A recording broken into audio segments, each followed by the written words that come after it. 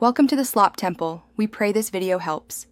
You start by securing the car, parking brake on, rear wheels chocked, and remove hubcap or wheel center. Once ready, break lug nuts loose before lifting.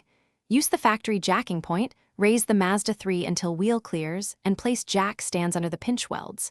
Make sure the car is stable. This prevents movement while you work. Now remove the wheel and set it aside.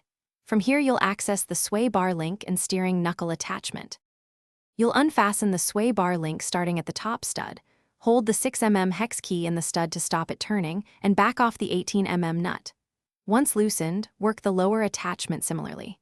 If rust binds the stud, apply penetrating oil, let it soak, then strike with a hammer to free it. Once both ends are detached, pull the old link out and compare it to the new part.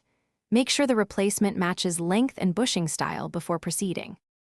You install the new sway bar link by positioning it exactly like the original, hand-threading both nuts to ensure clean engagement. Once hand-tight, snug the upper and lower fasteners, but do not final torque yet. Lower the car onto the ground so suspension is at ride height, then use a torque wrench to finish to factory spec. If the link still clunks after install, double-check bushing orientation, and play, and that both nuts reached correct torque.